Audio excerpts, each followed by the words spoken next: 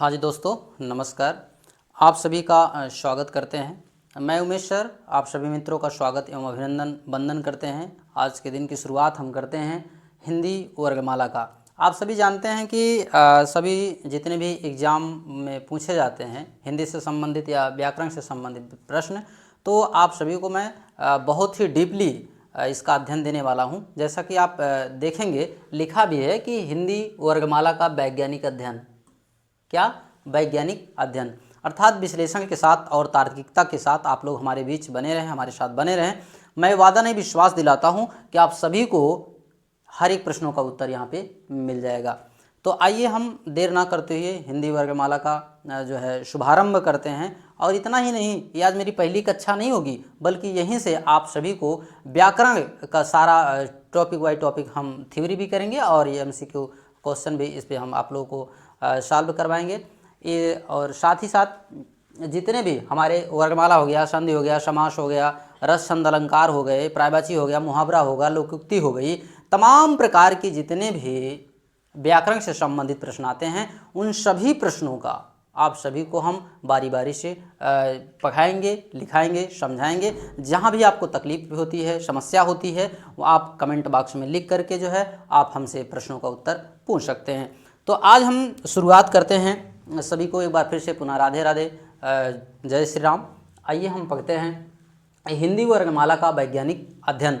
आप जानते हैं कि वर्गमाला क्या है। सबसे पहले हम पढ़ेंगे वर्गमाला क्या है। तो जो हमारा वर्गमाला है, हिंदी वर्गमाला, आप जानते हैं व्याकरण का जो पहला टॉपिक है वो हमारा हिंदी वर्गमाला के नाम से जाना जाता है, जिसमें आप से हम मुलाकात करवाएंगे वर्गमाला। वर्गमाला किसे कहते हैं अगर आपसे पूछा जाए तो आपको बताना है कि वर्गों के व्यवस्थित समूह को वर्गमाला कहते हैं। आप ध्यान दें, क्या वर्गों के व्यवस्थित समूह को वर्गमाला कह सकते हैं? तो नहीं। आप ध्यान देंगे कि वर्गों के जो व्यवस्थित समूह है, अर्थात कह सकते हैं कि क्रमबद्ध, क्या क्रमबद्ध, वर्गों के व्यवस्थित या क्रमबद्ध समूह को वर्गमाला कहते हैं। याद रखें, वर्गों के व्यवस्थित क्रमबद्ध समूह को वर्गमाला कहते हैं। जैसे आपने देखा का, खा, गा, घा, अंगा। क्या देखा? का, खा, गा, घा, अंगा। तो ये जो का, खा, गा, घा, अंगा है, एक क्रम है। क्या है? एक क्रम है, एक व्यवस्थित क्रम है कि का के बाद खा ही आएगा, खा के बाद गा ही आएगा, गा के बाद घा ही आएगा, घा के बाद अंगा ही आएगा। यदि ऐसा क्रम रहा तभी आपका वर्गमाला कहा जाएगा। अन्यथा की स्थिति में अगर का के बाद चा आ गया, दा आ गया, रा आ गया, पा आ गया, तो ये वर्गमाला नहीं होगा, बल्कि वर्गों का समूह जरूर कहलाएगा, लेकिन वर्गमाला नहीं कहा जाएगा। वर्गमाला का मतलब ही होता है कि व्यवस्थित होना चाहिए और क्रमबद्ध। क्या होना चाहिए? क्रमबद्ध होना चाहिए। यदि व्यवस्थित भी होगा, क्रमबद्ध भी होगा, तभी हम उसको वर्गमाला कह सकते हैं। अन्यथा की स्थिति में यदि व्यवस्थित नहीं होगा, क्रमबद्ध नहीं होगा, तो हम उसे वर्गमाला ना कह करके वर्ग समूह कहेंगे। क्या कहेंगे? वर्ग समूह कहेंगे। राइट? अब ध्यान दें, आप जानते हैं कि हिंदी वर्गमाला में आप लोगों से एक प्रश्न है कि हिंदी वर्गमाला में कुल कितने वर्ग हैं। तो आप लोगों को बताना है कि हिंदी वर्गमाला में कुल 52 वर्ग हैं, अर्थात 52 वर्ग हैं। आप देखें कितने वर्ग हैं? 52 वर्ग हैं। कितने हैं? 52। याद रखें, जैसे जैसे मैं हिंदी वर्गमाला को खत्म करूंगा आपको मैं बताऊंगा लास्ट में कि 52 वर्ग कौन कौन से हैं। इनका मैं विश्लेषण आपको बताऊंगा बाद में, है कि नहीं? तो इसको आप ध्यान देखें, हिंदी वर्गमाला में कुल कितने वर्ग हैं? 52 वर्ग हैं। आपने समझ लिया कि वर्गों के व्यवस्थित क्रमबद्ध समूह को वर्गमाला कहते हैं। अब ध्यान दें, ये जो हमारी वर्गमाला है, ये जो हमारी व्यवस्थित वर्गमाला है, आप बात करें इस किस लिपि में लिखा गया है। सबसे पहली बात यह है, आपसे प्रश्न पूछा जा सकता है कि हमारी जो हिंदी वर्गमाला है वह किस लिपि में लिखा गया है। तो आप बताएंगे कि हमारी जो हिंदी वर्गमाला है वह देवनागरी लिपि में लिखी गई है। अब बात करते हैं कि हिंदी वर्गमाला देवनागरी लिपि में लिखी जाती है और साथ ही साथ जो ब्राह्मी, क्या ब्राह्मी लिपि का ही परिष्कृत रूप है। कैसा रूप है? परिष्कृत रूप है, उसे ही हम लोग क्या कहेंगे? देवनागरी लिपि कहते हैं। तो देवनागरी लिपि में जो लिखा जाता है वो कौन लिखा जाता है? हिंदी लिखा जाता है। आप जानते हैं देवनागरी लिपि कैसे लिखी जाती है? अर्थात दाहिने से बाएं की तरफ लिखी जाने वाली लिपि को ही हम लोग देवनागरी लिपि कहते हैं। तो हमारी जो हिंदी है, संस्कृत है, वो हमारी सब क्या है, देवनागरी लिपि में लिखी गई है। कुछ लोगों ने कहा कि देवनागरी लिपि को देवों की वाणी कहा है, अर्थात देवताओं की वाणी कहा है।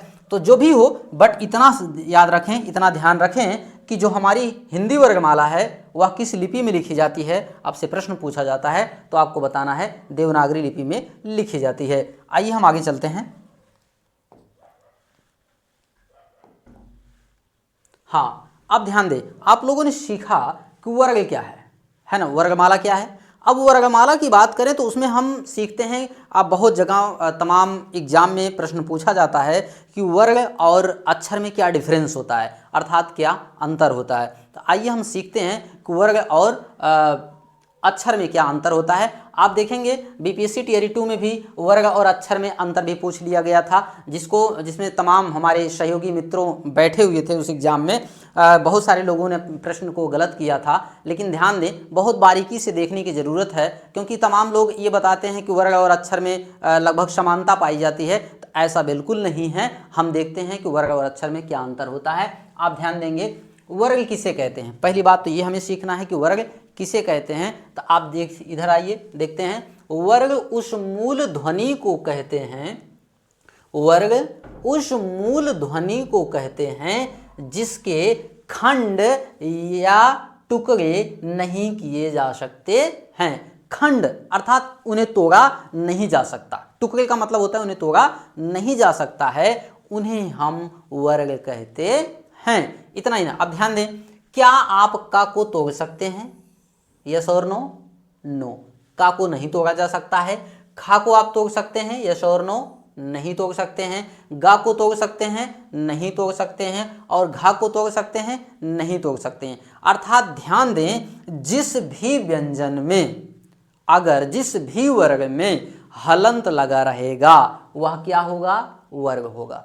जिस भी वर्ग में, अर्थात जिस भी अक्षर में आपका वो हलंत लगा रहेगा वह क्या होगा, वर्ग कहलाएगा। क्योंकि हलंत लगा है, इसे आप तोड़ नहीं सकते हैं, इसे आप बिल्कुल नहीं तोड़ सकते हैं, क्योंकि तोड़ने का यहाँ पर कोई चांस ही नहीं बनता है, नहीं बचता है। अब ध्यान दें कि वर्ग का मतलब ये हो गया कि आपको जहाँ भी दिखे हलंत लगा है, जिस भी अक्षर में आपको हलंत दिखे, जिस भी वर्ग में आपको हलंत दिखे, वो आपका वर्ग ही होगा, याद रखें। अब ध्यान दें, अब अक्षर किसे कहते हैं। अक्षर का मतलब यहाँ पे बताया गया कि, ध्यान दें, अक्षर, अक्षर उस मूल ध्वनि को कहते हैं। पहली बात कह रहा है कि अक्षर उस मूल ध्वनि, कैसी ध्वनि, मूल ध्वनि को कहते हैं जिसके खंड या टुकड़े किए जा सकते हैं। अर्थात जिनका अलगाव किया जा सकता है, जिनके और अधिक भाग किए जा सकते हैं, उन्हें हम क्या कहेंगे, अक्षर कहेंगे। क्या कहेंगे, अक्षर कहेंगे। अब ध्यान दें, जैसे यहाँ पे लिखा है का, खा, गा, घा, तो अब हम इनको तोड़ सकते हैं। आइए हम देखते हैं हम इन अक्षरों को कैसे तोड़ते हैं। अब याद रखें, बहुत सारे ऐसे लोग कहते हैं कि का को हम नहीं तोड़ सकते हैं। याद रखें, का, जब हम बोल रहे हैं का, तो लास्ट में क्या निकल रहा है, आ निकल रहा है। क्या निकल रहा है, आ निकल रहा है। जब हम बोल रहे हैं खा, तो लास्ट में क्या निकल रहा है, आ निकल रहा है। जब हम बोल रहे हैं गा, तो लास्ट में क्या निकल रहा है, आ निकल रहा है। याद रखें, यदि जिस भी अक्षर में, जिस भी वर्ग में हलंत नहीं रहते हैं वह अक्षर कहलाता है, और हलंत ना रहने के कारण इसमें स्वर समाहित रहता है। हलंत ना रहने के कारण इसमें स्वर समाहित रहता है। आइए हम देखते हैं इसको हम कैसे तोड़ते हैं। जैसे देखिएगा, अब हम का को तोड़ेंगे, तो का को जब आप तोड़ेंगे तो क्या होगा, का हलंत आ, क्या होगा, का हलंत आ बराबर का। अर्थात अब हम तोड़ने की जो ये मेरी विधि है, हम इसी विधि से इसको तोड़ सकते हैं। अब जैसे हमको खा तोड़ना हुआ, तो खा जब आप तोड़ेंगे तो क्या लिखेंगे, खा, हलंत खा प्लस आ बराबर खा। क्या हुआ, खा। उसी प्रकार आप गा को भी तोड़ सकते हैं। आप लगाइए गा हलंत प्लस आ, क्या हो गया, गा। अब घा को भी आप तोड़ सकते हैं, घा हलंत आ, क्या, आ। तो अब आप देखेंगे कि आपने इस घा को भी तोड़ दिया। किसको तोड़ दिया, इस घा को तोड़ दिया। अब ध्यान दें, इसको पढ़ेंगे हम लोग घा, इसको क्या पढ़ेंगे, घा।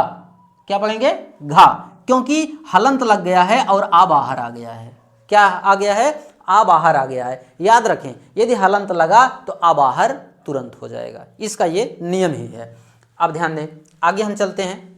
क्या हमारी बात आप लोगों को समझ में आ रही है? बहुत ध्यान से सुने और हमारे बीच हमारे साथ बने रहें। हम विश्वास दिलाते हैं कि हिंदी वर्णमाला से आपके कोई भी प्रश्न कभी गलत होने वाले नहीं हैं, क्योंकि मैं बहुत डीपली पढ़ाने वाला हूं। याद रखिए, आपको UP, TGT, PGT, UGC, net, JRF में तमाम प्रतियोगी परीक्षाओं में पूछे जाने वाले प्रश्न वर्णमाला से संबंधित एक भी बाहर जाने वाले नहीं हैं। देर लग सकती है, लेकिन याद रखना, आपको यहां से सारे प्रश्नों का उत्तर जरूर मिलेगा। अब ध्यान दें, आइए हम आगे बढ़ते हैं इसी क्रम में।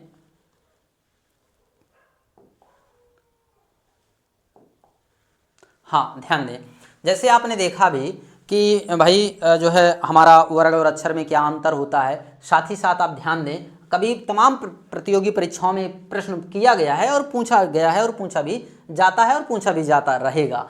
अब ध्यान दें, अगर आपसे पूछेगा कि भाषा की लघुत्तम इकाई क्या है, आप लोग बताएं कि भाषा की लघुत्तम इकाई क्या है। तमाम हमारे साथी हमारे साथ जुड़े हुए हैं, इस प्रश्न का उत्तर आप लोग देते रहें कि भाषा की जो लघुत्तम इकाई है वह क्या है। तो आप लोग बताएंगे वर्ग है। क्या है, वर्ग है। क्या है, वर्ग है। भाषा की लघुत्तम इकाई, लघुत्तम यानी सबसे छोटी इकाई। याद रखें, सबसे छोटी इकाई जो है वो हमारे क्या हो गया, वर्ग हो गया। अब ध्यान दें, अगर आपसे पूछे भाषा की मौखिक, मौखिक अर्थात बोलने की आवाज, धुन, सुर, भाषा की मौखिक लघुत्तम इकाई क्या है, तो आप यहीं पे क्या लगाएंगे, ध्वनि। क्या लगाएंगे, ध्वनि। क्या होता है, ध्वनि होता है। याद रखें, आपसे पूछा कि भाषा की लघुत्तम इकाई क्या है तो आप वर्ग मारेंगे, और भाषा की मौखिक लघुत्तम इकाई क्या है, ध्वनि है। आपसे फिर पूछ लिया गया कि भाषा की लिखित, कैसे पूछ लिया, भाषा की लिखित, इस शब्द पर आप लोग जोड़ देंगे कि भाषा की लिखित लघुत्तम इकाई है। भाषा की लिखित लघुत्तम इकाई जो लिखी गई है, अर्थात हम लिख सकते हैं, वह क्या हो सकता है, वह भी वर्ग होता है। क्या होता है, वर्ग होता है। याद रखें, चाहे आपसे पूछे भाषा की लघुत्तम इकाई क्या है, तब भी आपको वर्ग मारना है। यदि पूछे भाषा की लिखित लघुत्तम इकाई तो तब भी आपको वर्ग मारना है। याद रखें, ये प्रश्न बहुत ही इंपॉर्टेंट है और बहुत सारी परीक्षाओं में पूछे जा चुके हैं और पूछे जाते रहेंगे। याद रखें, फिर आपसे एक प्रश्न है कि भाषा की लघुत्तम सार्थक, एक शब्द लिखा है सार्थक, कह रहा भाषा की लघुत्तम सार्थक इकाई क्या है। सार्थक का मतलब ही होता है कि जिसके कुछ न कुछ अर्थ हो और सही सही अर्थ हो, उसे ही हम लोग सार्थक कहते हैं। याद रखें कि भाषा की लघुत्तम सार्थक इकाई अगर आपसे पूछे तो आपको क्या बताना है, शब्द बताना है। क्या बताना है, शब्द बताना है, क्योंकि आप जानते हैं कि शब्द का ही तो अर्थ होता है। किसका अर्थ होता है, शब्द का ही अर्थ होता है, किसी वर्ग और ध्वनि का अर्थ नहीं होता है। आप जानते हैं कि शब्द का ही अर्थ होता है। भाषा की सबसे लघुत्तम सार्थक इकाई, अर्थात जो सही सही अर्थ प्रकट करे, ऐसी इकाई आपसे पूछा जाए तो आपको शब्द ही बताना है। आइए हम देखते हैं, और अगर आपसे पूछा गया कि भाषा की, अगला प्रश्न आपके सामने है, भाषा की सबसे बड़ी, चाहे बड़ी पूछ ले चाहे दीर्घ पूछ ले, मित्रों आपको घबराने की कोई ज़रूरत नहीं है। आप तो जानते ही हैं कि छोटा या दीर्घ या गुरु कुछ भी पूछ ले, इसका मतलब बड़ा ही होता है। याद रखें, अगर आपसे पूछेगा कि भाषा की सबसे बड़ी या दीर्घ इकाई क्या है, भाषा की आपसे पूछ लेगा कि भाषा की सबसे बड़ी और दीर्घ इकाई क्या है, तो आप लोग फटाफट बताएं कि भाषा की दीर्घ इकाई क्या हो सकती है। क्या हो सकती है? वाक्य हो सकते हैं, या फिर शब्द हो सकते हैं, या फिर वर्ग हो सकते हैं। आप लोग बताएं भाषा की सबसे बड़ी या दीर्घ इकाई क्या हो सकता है, तो आप बताएंगे वाक्य होगा। क्या होगा? वाक्य होगा, क्योंकि वाक्यों के माध्यम से हम अपने भावों को, अपनी भाषा को एक दूसरे तक पहुंचा सकते हैं। किसी बिना वाक्य का प्रयोग किए हुए हम लोग किसी बड़ी चीज को समझा नहीं सकते हैं। इसलिए दीर्घ इकाई क्या होगा? वाक्य होगा। क्या होगा? वाक्य होगा। अगर आपसे फिर पूछ लिया जाए कि भावार्थ के आधार पर, किसके आधार पर?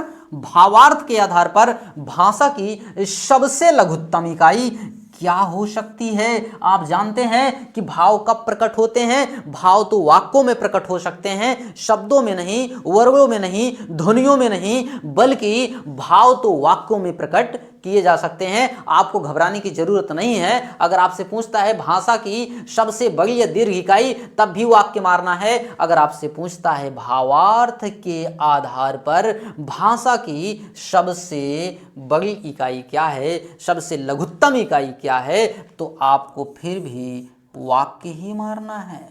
क्या मारना है? वाक्य ही मारना है। याद रखें, घबराने की जरूरत नहीं है। तमाम ऐसे प्रतियोगी परीक्षाओं में प्रश्न पूछे जाते हैं और बहुत ही इंपॉर्टेंट है। इसको आप लोग लिखते चलिए, हमारे साथ नोट्स बनाते चलिए।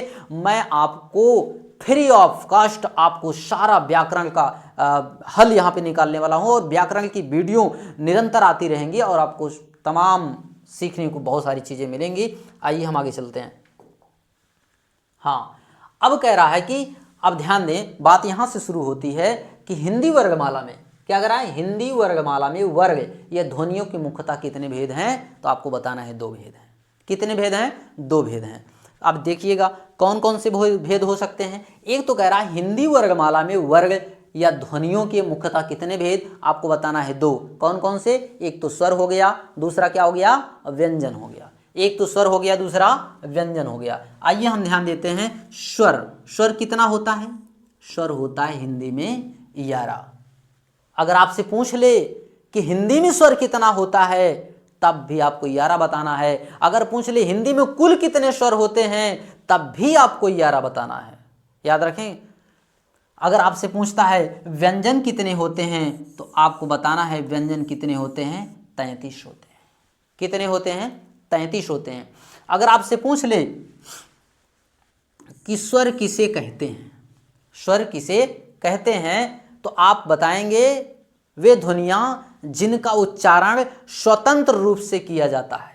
वे ध्वनियां जिनका उच्चारण स्वतंत्र रूप से किया जाता है, बिना किसी की सहायता से किया जाता है, उन्हें हम स्वर कहते हैं। लिख लीजिए, नोट कर लीजिए कि स्वर किसे कहते हैं। स्वर वह है जिसका उच्चारण स्वतंत्र रूप से किया जाता है, वही स्वर है। और हिंदी में स्वर कितने? 11। कितने स्वर? 11। आइए देखते हैं कौन कौन है 11 स्वर। देखिएगा, इसमें होगा आ और ई उ री। क्या? री। ए आई ओ आउ ओ आउ। कितना हुआ? 11 हुआ। कितना हुआ? 11 हुआ। आपसे अगर यदि पूछे मित्रों कि हिंदी में स्वर कितने हैं, तो आपको 11 ही बताना है। कुछ लोग कहते हैं अंग आहा। क्या बोलते हैं? अंग और आहा भी बोल देते हैं। तो याद रखें मित्रों, अंग आहा जो है वह स्वर नहीं है और ना ही व्यंजन है, वह तीसरा चीज है जिसे हम आयोगवाह कहते हैं। उसकी चर्चा हम जरूर करेंगे। अब ध्यान दें, स्वर कितना? 11। व्यंजन कितना? 33। अगर आपसे पूछे कि हिंदी में मूल वर्ग कितने हैं, अगर आपसे पूछे हिंदी में मूल हिंदी में मूल वर्ग या मूल व्यंजन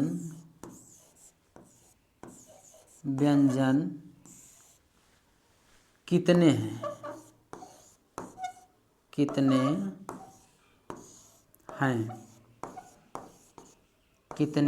हैं। अगर आपसे पूछेगा हिंदी में मूल वर्ग या व्यंजन कितने हैं तो आपको बताना है, यही काउंट कर देना है 11 + 33। तो कितना हो जाएगा? 44 हो जाएगा। कितना हो जाएगा? 44।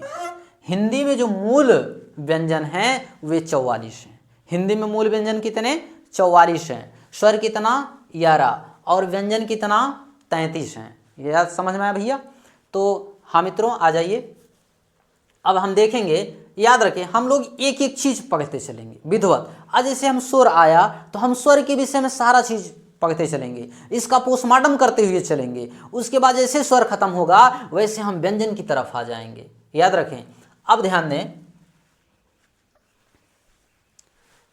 तो ये कितना हो गया? 11 हो गया। आ आ इ ई उ री ए आई ओ औ, ये हमारे 11 स्वर होते हैं। आइए देखते हैं।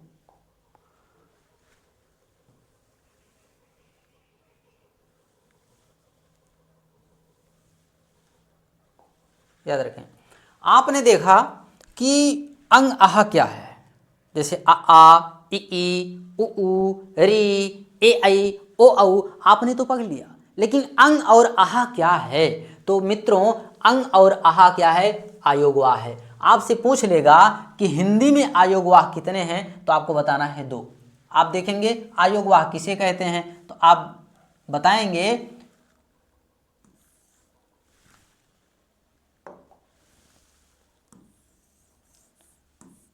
जो वर्ग ना स्वर हो, जो वर्ग ना स्वर हो। याद रखें मित्रों, जो वर्ग ना स्वर हो, ना व्यंजन हो,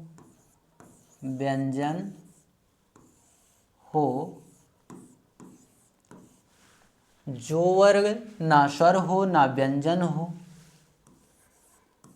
उन्हें हम आयोगवाह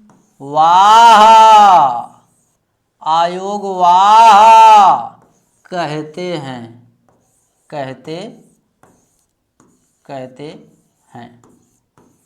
क्या कहते हैं?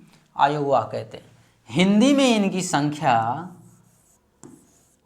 हिंदी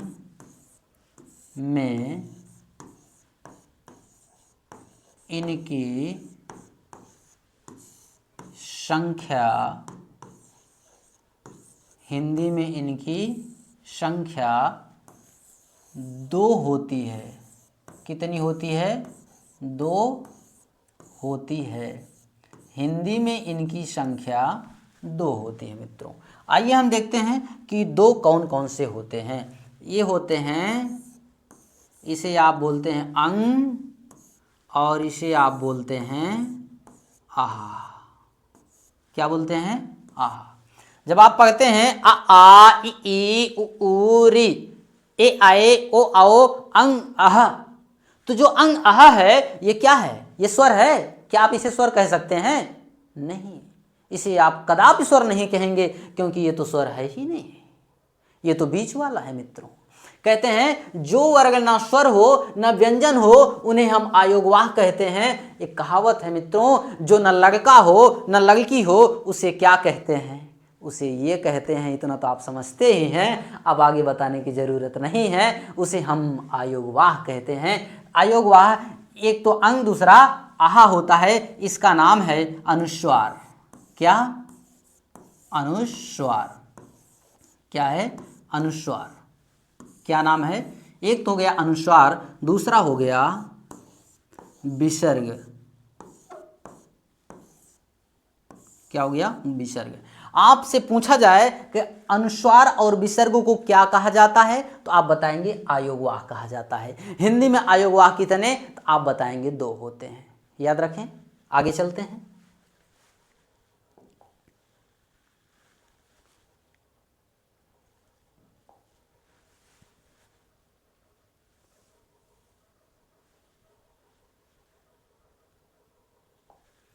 हाँ, अब ध्यान दें, हमने सिखाया कि हिंदी वर्गमाला में वर्ग ध्वनियों के मुख्यतः 2 भेद होते हैं, जिसमें स्वर मैंने बात किया आ इ ई उ री ए ऐ ओ औ, और अंग आहा जो होता है वो आपका आयोगवाह होता है। अब चलिए हम इसके आगे चलते हैं।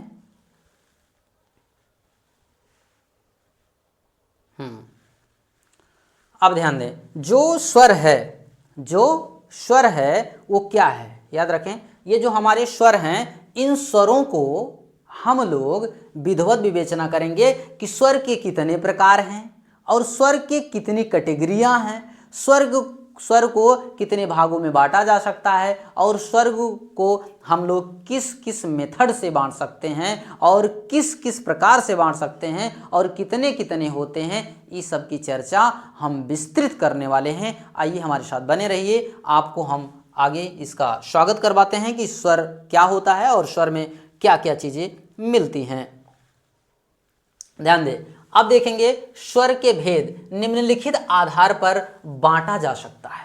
स्वर के जो भेद हैं वो निम्नलिखित आधार पर बांटे जा सकते हैं। मित्रों, आपने सुना होगा, बहुत सारे लोग पढ़ाते हैं, तमाम हमारे मित्र, वो कहते हैं नहीं, स्वर तो 3 प्रकार का होता है, ह्रस्व दीर्घ और पुलिति होता है, बस इस यहीं तक पढ़ा के छोड़ देते हैं। लेकिन याद रखें, यूट्यूब चैनल पर मैं बात कर रहा हूँ, ऐसे आपको मिलने वाला नहीं है वीडियो। आप याद रखें, हमारे साथ बने रहें, एक एक चीज़ों का हम विस्तृत विश्लेषण करते हुए चलेंगे। अब याद रखें, स्वर के भेद निम्नलिखित आधार पर बांटा जा सकता है। अब ध्यान दें, किसके किसके आधार पर बांटा जा सकता है, आइए हम देखते हैं। एक तो कह रहा है कि उच्चारण काल या समय के आधार पर स्वर के भेद। तो उच्चारण काल या समय या स्वर के आधार पर जो भेद होता है वो होता है 3। कितना होता है? 3 होता है मित्रों। आगे आप देखेंगे एक भाग और है, एक तरीके से है और हम स्वर को बांट सकते हैं। अगर आपसे पूछे कि जिह्वा, किसकी? जिह्वा के आधार पर स्वर के भेद। आप जानते हैं हमारी जीभ बहुत ही चालू और बहुत ही रसीली होती है, याद रखें, उस रसपान करते हुए चलेंगे। जीभ के आधार पे जो हमारे स्वर होते हैं वो भी होते हैं 3। कितने होते हैं? 3 होते हैं। आप लोग बताते चलें। और ये हमारे ओठ हैं, क्या हैं? ओठ। अब बात करते हैं ओठ के आधार पर, अर्थात ओठ के आकार के आधार पर जो स्वर होते हैं वो कितने प्रकार के होते हैं, तो आप बताएंगे ये होते हैं 4 प्रकार के। मित्रों, बने रहें हमारे साथ, अब दिखाएंगे 4 प्रकार कौन होते हैं, 3 प्रकार कौन होते हैं, 2 प्रकार कौन होते हैं। इन सभी चीज़ों का हम लोग विश्लेषण करते हुए आगे चलेंगे। और फिर कह रहा है मुंह के आकार के आधार पर स्वर के भेद। तो जो मुंह के आकार के आधार पर हमारा स्वर का भेद होता है वह कितना होता है, तो आप लोग बताएंगे कि मुंह के आकार के आधार पर जो स्वर के भेद होते हैं वो होते हैं 2। कितने होते हैं? 2। फिर आपसे पूछ लेगा कि जाति के आधार पर स्वर के कितने भेद होते हैं। जाति के आधार पर स्वर के भेद, तो आपको बताना है 2। क्या बताना है? 2। फिर आपसे पूछेगा अनुनासिक के आधार पर स्वर के भेद कितने होते हैं, तो आपको बताना है 2।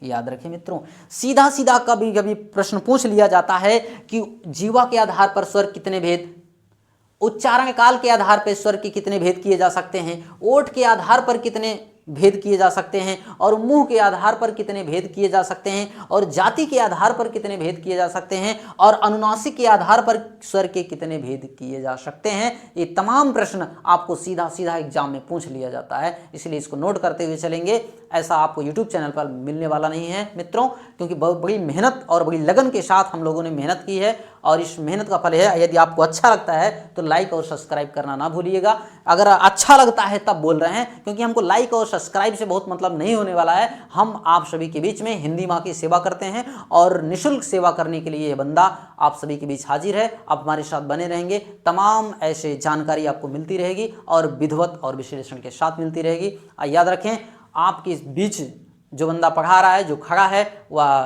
तमाम ऐसे एग्ज़ाम को क्वालिफाई कर चुका है। हमारी टीम आपसे मुलाकात करवाएंगे। हर एक लोग जितने भी हैं सब सिलेक्टेड हैं, लेकिन हम लोगों का उद्देश्य है कि हम लोग फ्री में सेवा करेंगे। आइए अब देखते हैं, इन सभी चीज़ों का हम विश्लेषण करेंगे और अलग अलग पार्टों में हम लोग बांट करके पढ़ेंगे। याद रखें, आगे चलते हैं। जी हाँ, अब स्वर को हम लोग जो पहला आधार माना है वो क्या माना है? उच्चारण काल या समय के आधार पर स्वर के भेद। कह रहा उच्चारण, उच्चारण अर्थात बोलने के आधार पर। किसके आधार पर? बोलने के आधार पर। यदि हम बोलते हैं तो उस बोलने में हमारा कितना समय लगता है, इसके आधार पर हमने स्वर को बांटा है। कितने भागों में? 3 भागों में बांटा है मित्रों। आइए हम देखते हैं कि जो 3 हैं वो कौन कौन से हैं। आप ध्यान दें, उच्चारण काल या उच्चारण समय के आधार पर स्वर के जो भेद हैं वो 3 होते हैं। पहला होता है हर्ष स्वर। क्या होता है? हर्ष स्वर होता है। आप इसी हर्ष को लघु भी कह सकते हैं, आप इसी लघु को छोटा स्वर भी कह सकते हैं, आप इसी स्वर को एक मात्रिक स्वर भी कह सकते हैं मित्रों।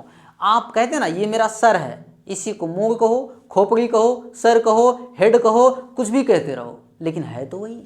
उसी प्रकार ये जो हमारे स्वर होते हैं इसके विभिन्न नाम हैं। अभी कभी कभी आपसे हर्ष स्वर ना पूछ करके लघु स्वर भी पूछ सकता है, लघु स्वर ना पूछ करके छोटा भी स्वर पूछ सकता है। इसलिए मैंने सारा नाम लिख दिया है ताकि आप लोगों को ये दिमाग में बना रहे और याद रहे, घबराएं ना। याद रखें। अब चलते हैं। अब कह रहा है हर्ष स्वर, लघु स्वर अर्थात छोटा स्वर किसे कहते हैं? कह रहा है जिन स्वरों को बोलते वक्त एक मात्रा का समय लगे उन्हें हर्ष स्वर कहते हैं। कह रहा है जिन स्वरों को बोलते वक्त, वक्त मीन्स क्या होता है? समय। जिन स्वरों को बोलते वक्त एक मात्रा का समय लगे उन्हें हम हर्ष स्वर कहते हैं। हर्ष मीन्स छोटा स्वर कहते हैं। आपने देखा कि हर्ष स्वर कौन? छोटा आ, छोटी ई, छोटा उ, री। ये कितने होते हैं?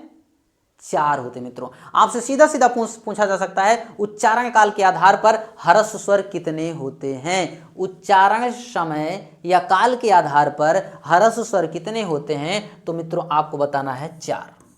कितने बताने हैं? 4। ये तमाम परीक्षाओं में पूछे गए हैं। ये सारे प्रश्न आपके बीच बीच में आते रहते हैं, कंपटीशन में पूछे जाते हैं, बहुत इंपॉर्टेंट हैं।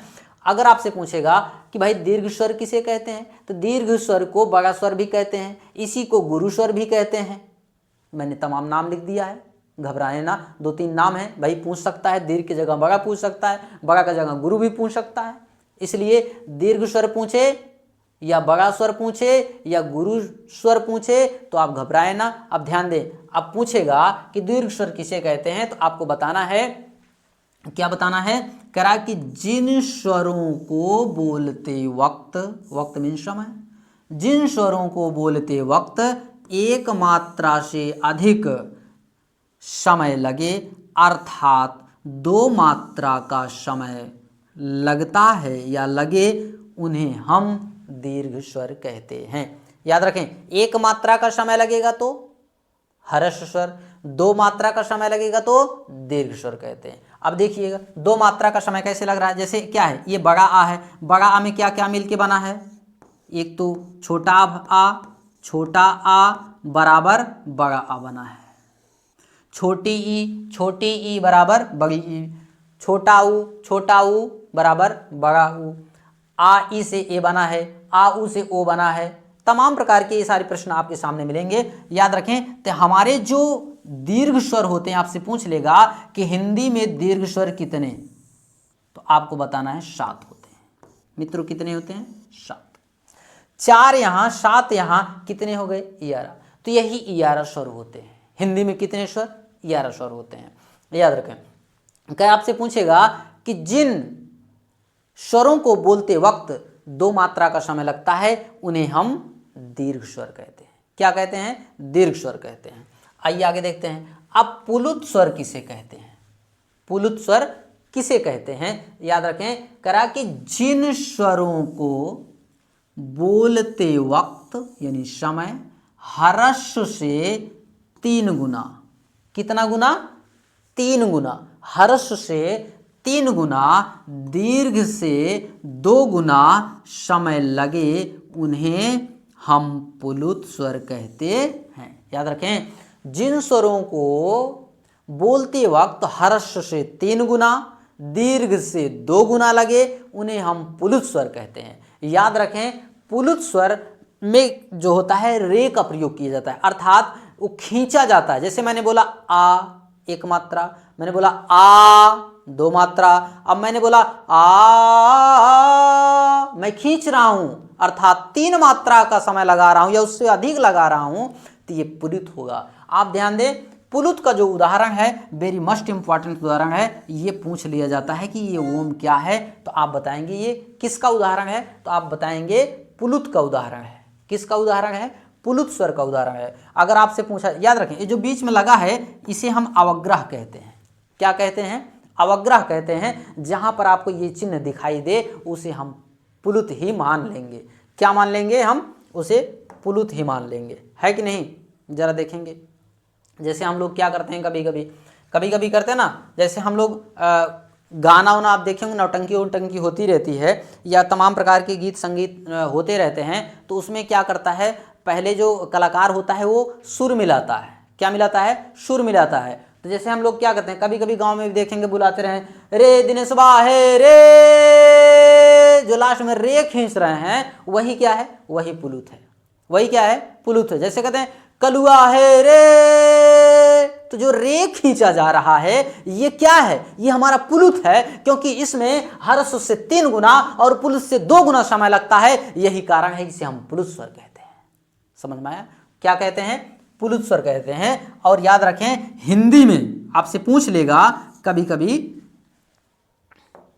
आपसे पूछे कभी कि भैया हिंदी में, आप लोगों से प्रश्न है, बताएं हिंदी में पुलुत स्वर कितने होते हैं? कितने होते हैं? हिंदी में पुलुत स्वर कितने होते हैं? आप लोग बताएं फटाफट, हिंदी में पुलुत स्वर कितने होते हैं? तो मित्रों, हिंदी में जो पुलुत स्वर होते हैं वो हमारे 8 होते हैं। कितने होते हैं? 8 होते हैं। कितने होते हैं? 8 होते हैं। याद रखें इस बात को, ठीक है।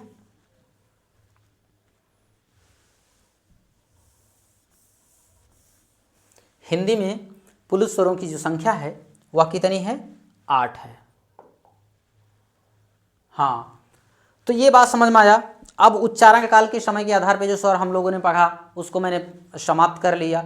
अब हम इसी बीच में, इसी कक्षा में आगे बढ़ते हुए हम देखेंगे कि जिह्वा के आधार पर स्वर के भेद या प्रकार। मित्रों याद रखें, भेद और प्रकार एक ही चीज़ होता है। इसमें समझ लीजिए कि भेद और प्रकार एक ही चीज़ होता है। अगर भेद पूछे तब भी आपको 3 बताना है, अगर प्रकार पूछे तब भी आपको 3 बताना है। तो कह रहा है कि जिह्वा के आधार पर स्वर के भेद कितने हैं, तो आपको बताना है कि जिह्वा के आधार पर जो स्वर के भेद हैं वो भी कितने हैं? 3 हैं। आइए मित्रों देखते हैं। जीभ जो होती है ये बहुत अजीब होती है। क्या क्या नहीं करवाती। देखिए, ये मैं जीभ बना दिया। क्या बना दिया? जीभ। ध्यान दें मित्रों, बहुत अच्छा नहीं बना है, लेकिन समझें आप लोग कि ये मान लीजिए हमारी जीभ है, हम लोगों की जीभ, भाई अकेली मेरी नहीं है, आप सभी की जीभ है। आइए ध्यान दें कि जो हमारी जीभ होती है इसके कितने पार्ट होते हैं। तो जीभ के हम लोग 3 पार्ट में करेंगे। कितने पार्ट में बांटेंगे? 3 पार्ट में। जीभ का भाग होता है, इसको आप क्या कहेंगे? ये मान लीजिए मेरा क्या हो गया? अग्रभाग हो गया। जीभ का मेरा अग्रभाग है। और ये जीभ का क्या हो गया? बीच को हम बोल देंगे मध्य भाग हो गया। क्या हो गया? मध्य भाग हो गया। मध्य भाग हो गया। मित्रों ये थोड़ा सा बड़ा हो गया है और इसको हम थोड़ा सा छोटा करते हैं। जीभ बहुत बड़ी जीभ हो गई है भाई, इतनी बड़ी जीभ नहीं होनी चाहिए। कहते हैं ना हाथ भर का जीभ हो जाती है तो फिर परिवार नहीं चल पाता है, इसलिए हम इसको जो है थोड़ा सा छोटा कर रहे हैं आप लोगों की सुविधा अनुसार। ध्यान दें, मान लीजिए भैया ये जीभ है, आओ भैया जीभ, ये क्या है, जीभ है भैया। जीभ नहीं अच्छी बन रही है लेकिन समझते रहें आप लोग, क्योंकि जीभ जिसकी अच्छी हो जाती है उसके परिवार में बहुत उन्नति होती है। जीभ का ये पहला भाग है जिसे हम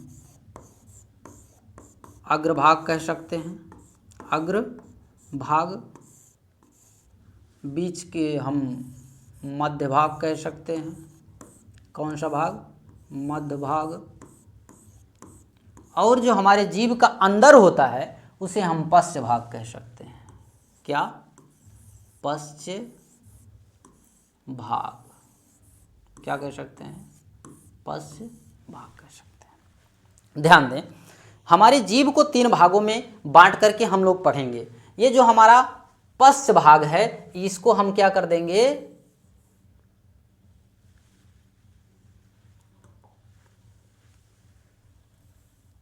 हाँ मित्रों, इसे हम जो है पश्च स्वर कह सकते हैं। क्या कह सकते हैं, पश्च स्वर कह सकते हैं। और बीच का जो भाग है उसे हम मध्य स्वर कह सकते हैं। क्या कह सकते हैं, मध्य स्वर कह सकते हैं। और जो हमारे जीभ का आगे वाला होता है उसे हम अग्रस्वर कह सकते हैं। क्या कह सकते हैं, अग्रस्वर। क्या कह सकते हैं, अग्रस्वर कहते हैं। आप सभी जानते हैं कि हिंदी में स्वर कितने, तो आप बताएंगे हिंदी में कितने स्वर, 11 स्वर होते हैं। आइए हम देखते हैं कौन कौन से स्वर पश्च हमारे जीभ के पीछे वाले भाग से बोले जाते हैं और कौन कौन से स्वर ऐसे हैं जो हमारे जीभ के बीच वाले भाग से बोले जाते हैं और कौन कौन से ऐसे स्वर हैं जो हमारे जीभ के अग्र भाग से निकलते हैं, उन्हें हम अग्रस्वर कहते हैं। आइए मित्रों, जैसे कभी कभी होता है कि हम लोग रट लेते हैं लेकिन भूल जाते हैं। आइए हम एक फार्मूला, एक सूत्र के माध्यम से हम इसे याद करेंगे और एक सूत्र के माध्यम से बैठाएंगे कि कौन सा स्वर आगे से बोला जाता है, कौन सा बीच से बोला जाता है और कौन सा पीछे से बोला जाता है। आइए लिखते चले आप लोग, एक सूत्र लिखते हैं। सूत्र लिख लो भैया, सूत्र, फॉर्मूला।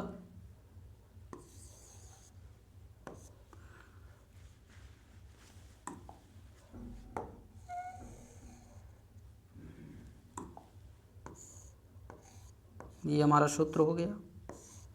सूत्र को लिखते हैं। सूत्र कह रहा है आओ आओ उल्लू, आओ उल्लू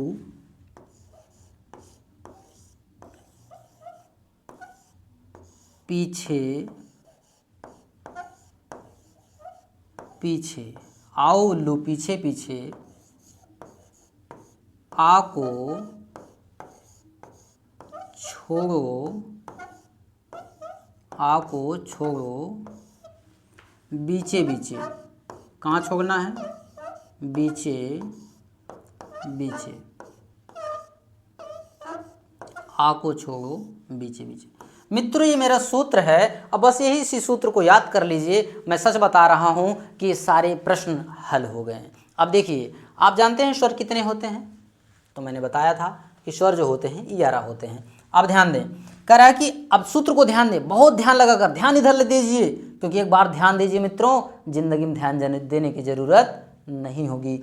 अब देखिए, कह रहा आ ओ उल्लू पीछे पीछे, आ को छोड़ो बीचे बीचे, कराए आ ओ छोटा ऊ और बड़ा ऊ को मानता है मित्रों, तो बड़ा ऊ जिसे आप लोग कहते हैं दीर्घई ऊ, पीछे पीछे, पीछे पीछे का मतलब हो गया पश्च स्वर।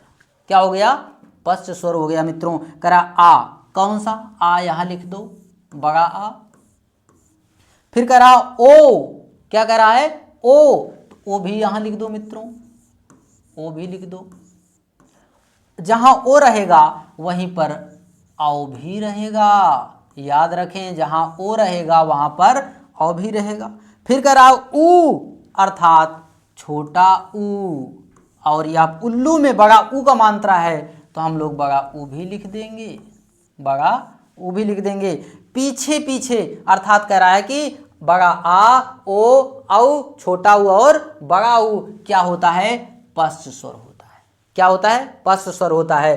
अब कह रहा है कि आ को छोड़ो बीचे बीचे, बीचे बीचे का मतलब हो गया बीच में अर्थात मध्य में। अब हम किसको छोड़ेंगे, छोटा आ को हम लिख लेंगे बीच में अर्थात ये हमारा छोटा आ मध्य स्वर हो गया। मित्रों इसके अलावा जितने भी स्वर बचते हैं वो सब अग्रस्वर हो जाते हैं। बताइए सरल हुआ कि नहीं हुआ। अग्रस्वर क्या क्या बच गए देखेंगे, इसमें बच रहा है ई और री, और क्या बच रहा है, ए और आई। क्या बच रहा है, ए और आई। कितना हुआ, 1 2 3 4 5, कितना हुआ 5, ये हो गया 5, ये हो गया हमारा एक हो गया। और अग्रस्वर क्या हो गया, कितने हो गए हमारे, हो गए 5। मित्रों 5 5 10 1 11, यही हमारे 11 स्वर होते हैं। कितने स्वर होते हैं, 11। मित्रों ये जो होती है हमारी जीभ, याद रखें जीभ, कह रहा है जीभ, ये है जीभ, ठीक है। ये आपकी जीभ हो गई, हमारी जीभ हो गई, हम सबकी जीभ हो गई, ये हमारी सब मित्रों की जीभ हो गई, ये हो गई जीभ। अब समझ में आया। जीभ के आधार पर आपसे पूछ ले, जिह्वा के आधार पर आपसे पूछ ले स्वर कितने, 3, अग्र मध्य और पश्च स्वर होते हैं। याद रखें, कह रहा है कि आओ, सूत्र को समझ लेंगे आप लोग, पूरा इसको प्रश्न को कर लेंगे। आओ अर्थात बड़ा आ, ओ अर्थात ओ, जहां ओ वहीं पर आओ, उल्लू का ऊ यहां लिखेंगे और बड़ा ऊ का मात्रा यहां लिखेंगे ऊ। उसके बाद पीछे पीछे कह रहा है, पीछे पीछे, और आ को छोड़ो बीचे बीचे अर्थात आ, कौन सा आ, छोटा आ हो गया हमारा बीच में। बस कि जितने स्वर बचे सब अग्रस्वर हो गए। मित्रों समझ में आया ना, बने रहें और आगे चलते हैं। दूसरा नंबर हो गया खत्म। तीसरा नंबर अब कह रहा है कि ओठ के आधार पर, किसके आधार पर, ओठ के आधार पर जो हमारे स्वर होते हैं वो कितने होते हैं। आप लोग ध्यान दें, कह रहा ओठ के आकार के आधार पर स्वर के भेद होते हैं 4, और यहां से बहुत सारे प्रश्न आते हैं और बहुत इंपॉर्टेंट है मित्रों। अब कह रहा है कि 4 कौन कौन से होते हैं, एक होता है समृत, दूसरा होता है अर्धसमृत, तीसरा होता है विवृत, चौथा होता है अर्ध विवृत स्वर होता है। मित्रों आपसे अगर पूछ लिया जाए तो ई, इसमें समृत में कौन कौन आता है, ई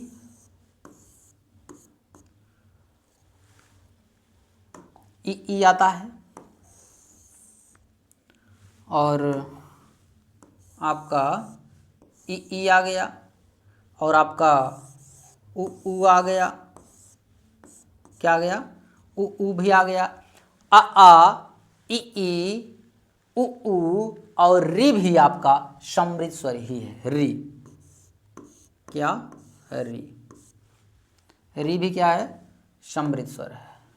री भी क्या है, समृत स्वर है। इसलिए याद रखें कि आपसे पूछ लेगा कि समृत स्वर कितने होते हैं तो आपको बताना है 5। कितने होते हैं, 5। तो हमारे समृत जो स्वर होते हैं वो होते हैं 5। अब आपसे पूछेगा अर्ध समृत कौन कौन से होते हैं तो आपको बताना है ए और ओ, ए ओ, ये होते हैं 2। याद रखें अर्ध समृत स्वर कौन कौन से होते हैं तो मित्रों आप बताएंगे ए और ओ, यही होते हैं 2। फिर आपसे पूछ लेगा कि भैया विवृत स्वर कौन से होते हैं, इसको आप काहे छोड़ रहे हैं, तो आपको कुछ करना नहीं है। विवृत का मतलब ही होता है बड़ा आ, तो बड़ा आ हमारा क्या है, विवृत स्वर है। बड़ा आ क्या है, विवृत स्वर है। आपसे पूछेगा अर्धविपरीत स्वर कौन कौन से हैं? तो आपको बता देना है छोटा आ, क्या बताना है? छोटा आ बताना है, और आपको ए बताना है। क्या बताना है? ए बताना है। और आपको क्या बताना है? आओ बताना है। क्या बताना है? आओ बताना है। याद रखें, क्या बताना है? आओ बताना है। मित्रों, ये आपके 3 होते हैं। कितने होते हैं? 3। याद रखें। आपसे पूछ लेगा, स्क्रीनशॉट ले लीजिए आप लोग, इसको स्क्रीनशॉट भी ले सकते हैं, और जो है आपको पूरा मौका देंगे। कह रहा है ओठ के आकार के आधार पर स्वर के कितने भेद होते हैं मित्रों? तो होते हैं 4। अब कह रहा है समृत, अर्धसमृत, विवृत और अर्धविवृत। समृत का मतलब ये होता है कि ऐसे स्वर जिनको बोलते वक्त, अर्थात जिनका उच्चारण हम जब करते हैं, जिन वर्गों को बोलते वक्त मुंह बंद सा रहने लगे, उसे हम समृत कहते हैं। इनके 2 भेद बताए गए हैं, एक तो समृत, दूसरा अर्धसमृत बोला। और फिर कहता है कि जहां पर द्वार मुख खुला का खुला रह जाता है तो वो होते हैं अर्धविवृत होते हैं, आधे खुले रहते हैं, अर्थात ये अर्धविवृत कहे जाते हैं। विवृत और अर्धविवृत, देखिए यहां से प्रश्न ऐसे पूछ लेगा, सीधा सीधा पूछता है कि निम्नलिखित में से विवृत स्वर कौन सा है? तो आपको ये मार देना है। अर्धसमृत कौन से हैं? तो ये दोनों हैं। और समृत कौन कौन से हैं? तो ई, उ, री। ये आपके 5 हो गए, ये आपके 2 हो गए, 5 2 7, 7 1 8, 8 3 11 हो गए। तो मित्रों यही 11 स्वर हमारी हिंदी में पाए जाते हैं। आइए आपसे हम और आगे चलते हैं। हाँ, बहुत इंपॉर्टेंट प्रश्न है, यहां से मिलेंगे आपको। अब कह रहा है कि जाति के आधार पर, किसके आधार पर? जाति के आधार पर। जाति के आधार पर स्वर के कितने भेद हैं? तो 2 भेद हैं मित्रों। एक तो होता है सजातीय स्वर और एक होता है विजातीय स्वर। एक सजातीय स्वर जो अपने ही जाति के होते हैं, एक विजातीय स्वर होते हैं जो दूसरे किसी जाति के होते हैं, उन्हें हम विजातीय स्वर कहते हैं। आइए हम देखते हैं। अब बिरादरी की बात आ गई भाई, देख लीजिए इधर कह रहा है कि सजाती। अब देखिए सजाती स्वर कितने होते हैं? तो आपको बताना है 3 होते हैं। कितने होते हैं? 3 होते हैं। अब देखिए जैसे क्या हुआ, छोटा आ बराबर बड़ा। फिर कह रहा है छोटकी बिट्टी प्लस छोटकी बिट्टी बराबर बड़ की बिट्टी। छोटा ऊ प्लस छोटा ऊ बराबर बड़ा ऊ। अब सजाती का मतलब क्या हुआ? सजाती का मतलब हुआ कि अपने ही समान, अपने ही जाति के वर्गों से मिलकर जब कोई वर्ग बड़ा बनता है तो उसे हम सजाती कहते हैं। आपने देखा कि बड़का छोटका भैया बराबर बड़का भैया। तो छोटे छोटे मिलकर 2 छोटे स्वर मिलकर एक बड़ा स्वर बनता है, तो ये हो गया सजाती। सजाति, अपनी ही जाति के वर्ग जब आपस में मिलकर बनते हैं, जुड़ते हैं, तो एक बड़ा स्वर बनता है मित्रों, वही होता है सजाती स्वर। आप देखो ये ना, अब मान लीजिए आ की शादी आ से करा दिया गया तो ये बड़का आ हो गया, और छोटकी बिट्टी से छोटकी बिट्टी हो गई तो बड़की बिट्टी हो गई, अर्थात छोटी ई बराबर बड़ी। एक ही जाति ये भी है, एक ही जाति ये भी है, दोनों एक ही जाति होने के कारण ये सजाती हो गए हैं, ये भी एक ही जाति होने के कारण सजाती हो गए हैं। अर्थात जो अपने ही जाति से, अपने ही कैटेगरी से मिलकर बनने हुए वर्ग सजाती कहलाते हैं। इतना ही नहीं, अब हम देखते हैं विजातीय स्वर। तो हमारे विजातीय स्वर कितने भैया? 4। जो गैर बिरादरी में शादी कर लिए हैं वो होते हैं 4। आइए हम दिखाते हैं कौन कौन है गैर बिरादरी में। देखियो कह रहे हैं, अब देखिए आ प्लस ई बराबर क्या। फिर कह रहा है ए बनेगा मित्रों। फिर आ प्लस ए बराबर आई बनेगा। अब आ प्लस ओ बराबर ओ बनेगा। अब आ प्लस ओ बराबर औ बनेगा। मित्रों देखें यहाँ पर अब विजाति यानी गैर बिरादरी से जुड़े हुए वर्ग विजाति कहलाते हैं, अर्थात दो ऐसे असमान स्वर जो अलग अलग जाति से मिल करके बनते हैं उसे हम विजातीय स्वर कहते हैं। और विजातीय स्वरों की संख्या होती है 4। कितनी होती है? 4 होती है। अब देख लीजिए, ये आ है, ये ई जो है इसकी बिरादरी की नहीं है, फिर भी जुड़ गई और जुड़ने के कारण एक अलग स्वर, एक अलग बिरादरी यहाँ पे उत्पन्न हो जाती है, एक अलग जाति उत्पन्न हो जाती है। तो यही हो गई हमारी विजाति, अर्थात अलग अलग जातियों से मिल करके जो वर्ग बनते हैं उसे हम विजातीय स्वर कहते हैं मित्रों। तो जाति और सजाति और विजाति आपको समझ में आया होगा, हम विश्वास करते हैं। आप नहीं समझ में आता दोबारा देखिएगा, बहुत आसान बहुत सरल भाषा और शब्दों में आपको हम सिखा रहे हैं। आप धैर्य दें और बने रहें, आपको समझ में आ जाएगा। आगे चलते हैं। हाँ मित्रों, अब यहाँ पे बात आ गई अनुनासिक के आधार पर स्वर के भेद कितने होते हैं। तो ये बहुत सरल होता है, लेकिन आपको जरा देखते चलेंगे कि इसके आधार पे जो होते हैं ये 2 होते हैं। अनुनासिक के आधार पर स्वर के भेद, तो अनुनासिक के आधार पे जो स्वर के भेद होते हैं वो होते हैं, कितने होते हैं? 2 होते हैं। अब देखिएगा अनुनासिक और निरानुनासिक क्या होता है। आप देखें, आ ई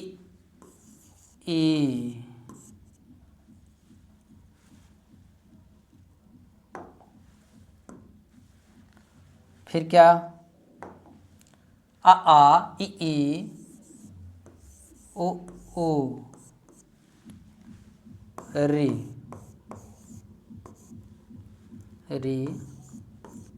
ए आई ओ आओ। समझ में आया? ये क्या हो गया? ओ औ हो गया। अब ध्यान दें, अनुनासिक क्या होता है। अनुनासिक जो होता है जिसे आप चंद्रबिंदी भी कहते हैं। अब देखिए अनुनासिक यहाँ पे लग गया, अनुनासिक यहाँ भी लगेगा, अनुनासिक यहाँ भी लगेगा, अनुनासिक। याद रखें इसमें ऐसे बिंदी ही लगती है ई में। जब यहाँ पर ई में अनुनासिक लगेगा तो ऐसे नहीं बनाएंगे चंद्रमाकार, केवल और केवल बिंदी दे देंगे, हो गया अनुनासिक। अब यहाँ पर भी अनुनासिक और यहाँ पर भी अनुनासिक और यहाँ पर भी अनुनासिक और यहाँ पर भी ऐसे अनुनासिक लगेंगे। यहाँ पे बिंदी, यहाँ पे बिंदी, यहाँ पे बिंदी। मित्रों, स्त्रियों को जब बिंदी लगती है तभी सुंदर लगती है, क्योंकि यहाँ पर जब बिंदी लगेगी तभी आपका अनुनासिक होगा। यदि बिंदी नहीं लगी तो क्या हो जाएगा? निरानुनासिक हो जाएगा। जैसे आप देखें, आ ई ओ री, क्या? री। फिर ए आई ओ आओ, ये हो ओ आओ। एक मिनट मित्रों, इसको हटा देते हैं। अब ध्यान दें, अनुनासिक का मतलब ही होता है इस पे अनुनासिक लगा है, इस पे लगा है, इस पे लगा है, सभी पे अनुनासिक आपको दिख रहे हैं। अगर ऐसे हैं तो इसको हम अनुनासिक कहते हैं। अगर कुछ नहीं लगे हैं, निरानुनासिक यानी बिना अनुनासिक के, उसे हम निरानुनासिक कहते हैं। इतना बात समझ में आया?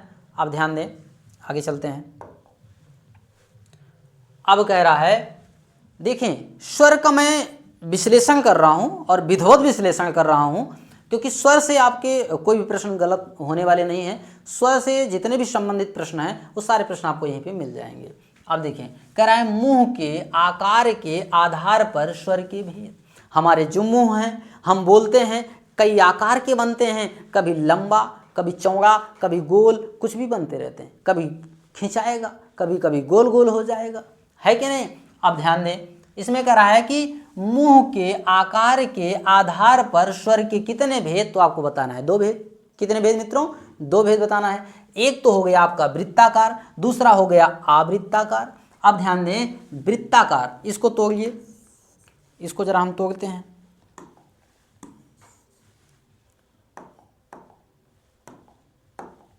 अब देखिए तोड़िए इसको, ये हो गया वृत्त। धनकार, वृत्त का मतलब हो गया गोला, क्या हो गया गोला, और कार का मतलब हो गया करने वाला, करने वाला स्वर। वृत्त कौन सा ऐसा स्वर है जिसका हम उच्चारण करते हैं, जब हम बोलते हैं तो हमारा मुंह गोल हो जाता है, वही कह रहा है वृत्त। वृत्त का मतलब ये होता है गोल, वृत्त का मतलब क्या होता है गोल। वृत्त मीन्स होता है गोला, कार मीन्स होता है करने वाला, स्वर वही होता है वृत्ताकार। अब देखिएगा, अब इसमें कह रहा है आवृत्ताकार, इसको तोड़िए। आ प्लस वृत्त प्लस कार प्लस कार। आ माने हो गया नहीं, यहाँ नहीं के अर्थ में आया है आ। वृत्त मीन्स हो गया गोला, गोला। कार मीन्स हो गया करने वाला, करने वाला, करने वाला, करने वाला स्वर, करने वाला स्वर। कह रहा है नहीं गोला करने वाला स्वर, अर्थात कौन सा ऐसा स्वर है जो हमारे मुख से निकलता है और हमारे मुंह को गोल नहीं करता है। आप जानते हैं कि स्वर कितने होते हैं, 11 होते हैं। स्वर कितने होते हैं, 11 होते हैं। आप ध्यान दीजिए ज़रा, देखिए हम लिख देते हैं, आप लोग अपने आप से बांट लीजिएगा। ये हो गया आ ई ओ री, क्या री। फिर ए आई ओ आओ, क्या हो गया ओ आओ। अब ध्यान दें, अब हम बोलेंगे, आप लोग बताइएगा कौन किस में बैठेगा। देखिएगा हम बोलेंगे आ, मेरा मुंह खुला है गोला गोला एकदम, तो गोला गोला किस में जाएगा, इसमें जाएगा। किस में जाएगा, इसमें जाएगा। हमने कर दिया आ कैसा हो गया, तो वृत्ताकार स्वर हो गया। आ कैसे हो गया, वृत्ताकार स्वर हो गया। अब हम पढ़ेंगे ई, शुद्ध उच्चारण करिए मित्रों तभी जान पाइएगा। बोले ई, हमारे मुंह कैसे हो रहे हैं, थोड़ा चौड़ा हो रहा है, तो हम ई किस में रखेंगे, इसमें किस में रखेंगे, आवृत्ताकार में। किस में, आवृत्ताकार में। ये हो गया ई। अब मित्रों हम देखेंगे उ, बोलो फिर से उ कहने से मेरा मुंह गोल गोल हो जा रहा है। आप लोग भी अपना मुंह गोल गोल करिए, तब समझ पाइएगा, बिल्कुल करते रहिए। देखिए हिंदी को हम लोग भार समझ के नहीं पढ़ेंगे, हम लोग आनंद के साथ पढ़ेंगे। जिस दिन हिंदी माँ की सेवा आप लोग आनंद से करने लगिएगा, सफलता आपकी कदम चूमेगी। याद रखना मित्रों, आनंद के साथ पढ़िए, एंजॉय के साथ पढ़िए, हमारे बीच बने रहिए, आपको बहुत मजा आने वाला है। अब देखिए ध्यान से हमारे साथ बने रहिए, बहुत सारा आनंद आने वाला है। पढ़ें आ गोल गोल हो गया, तो किस में आ गया, वृत्ताकार। ई चौड़ा हो गया, क्या हो गया, आवृत्ताकार। फिर पढ़ेंगे ओ गोल गोल हो गया मित्रों, तो गोल गोल हो गया तो हम गोल गोल वाले में कर देते हैं। किसमें, गोल गोल वाले में कर देते हैं। अब बोलेंगे री कहने से हमारा मुंह छितरा जा रहा है, चौड़ा हो जा रहा है, इसलिए री हम किस में रखेंगे, आवृत्ताकार में हम री को रखते चलेंगे। अब हम बोले ए ऐ, तो ए ऐ कहने से भी गोला गोला नहीं हो रहा है, ये चौड़ा चौड़ा हो जा रहा है। बोलिए हमारे साथ ए ऐ, तो ए ऐ किस में आएगा, आवृत्ताकार में आएगा मित्रों। ए ऐ किस में आ गया, आवृत्ताकार में आ गया। अब बोलो ओ औ, तो ओ औ की कैसे हो रहा है, गोल गोल हो रहा है मित्रों। बोलो ओ औ, तो गोल गोल हो रहा है। तो आइए हम गोला गोला वाले में रख देते हैं। किसमें, ओ औ, किसमें आएगा, ये आ गया हमारा वृत्ताकार में। अब आपसे पूछेगा कि वृत्ताकार स्वर कितने होते हैं, तो गिन लो 1 2 3 4 5 6। क्या हो गया आज मित्रों, 6 हमारा हो गया वृत्ताकार स्वर। अब कितने बचते हैं, 1 2 3 4 5, ये हो गया 5 क्या हो गया, हमारा आवृत्ताकार हो गया। तो मित्रों 6 5 कितना होता है, 11। हिंदी में स्वर कितने, 11। ऐसे ही आपको बताना है। समझ में आया? इसको आप प्रस्टिक कर लीजिए। आ कह रहे हैं तो गोल गोल अर्थात वृत्ताकार में, ई कह रहे हैं तो मेरा मुंह छितरा जा रहा है, इसलिए आवृत्ताकार में जाएगा। आप बोलेंगे उ तो गोल गोल हो रहा है, तो किस में आ जाएगा, वृत्ताकार में आ जाएगा। बोलेंगे री तो हो गया, छितरा गया। अब हम रखेंगे आवृत्ताकार में। बोलेंगे ए तो आवृत्ताकार में, ओ वृत्ताकार में। बस ये सिंपल सा प्रश्न है, आप लोग समझते चलेंगे, बहुत आनंद आने वाला है मित्रों। चलिए आगे आइए। आयोगवाह। आयोगवाह आप लोगों को मैंने पहले ही बता दिया। आयोगवाह का मतलब ये होता है कि जो न स्वर हो न व्यंजन हो, उसे आयोगवाह कहते हैं। हिंदी में इनकी संख्या होती है 2, एक को अनुस्वार दूसरे को विसर्ग कहते हैं मित्रों। हिंदी में आयोगवाह कितने होते हैं, 2। मैंने बताया जो ना तो लड़का हो ना लड़की हो उसे क्या कहते हैं, उसे ये कहते हैं। उसी प्रकार जो है आयोगवाह हो वह होता है जो न स्वर हो न व्यंजन हो, उसे हम आयोगवाह कहते हैं मित्रों। तो आज की कक्षा हमारी यहीं पर समाप्त होती है मित्रों। नमस्कार, शुभ संध्या। आप सब कुशल मंगल के साथ रहें और मेहनत के साथ पढ़ते रहें। अब हम अगली कक्षा में व्यंजन के विषय में आप लोगों से मिलेंगे, व्यंजन को लेकर के। और व्यंजन का मैं बता रहा हूँ आपके दावे के साथ, आप लोग हमारे बीच बने रहिए। उसका ऐसा पोस्टमार्टम करूंगा, एक भी प्रश्न वहाँ से जाने नहीं पाएगा मित्रों, याद रखें। तब तक के लिए आप सभी मित्रों का स्वागत और अभिनंदन। आप सबको नमस्कार। आप सब खुश और मस्त रहें और निरंतर पढ़ते रहें और बढ़ते रहें। कहते हैं ना कि कर्म पर विश्वास करते रहें और बहकावे में ना आए और मेहनत के साथ चलते रहें। वासुदेव श्री कृष्ण ने कहा, एक कर्मणावधिकारस्ते मा फलेषु कदाचन मा कर्म फले हेतु भूर्मे ते संगोऽस्तु कर्म। हे अर्जुन, तुम्हारा काम है केवल कर्म करने का, फल की चिंता मत करो, क्योंकि तुम कर्म करोगे अच्छा तो फल मिलेगा ही अच्छा। वासुदेव श्री कृष्ण वाकई में महाभारत के नायक कहे जाते हैं और उन्होंने यह दिखा दिया मित्रों। उसी प्रकार आप भी लगे रहें, हमारे बीच बने रहें और आप सभी को विस्तृत कक्षाएं मिलती रहेंगी। तब तक के लिए नमस्कार, धन्यवाद।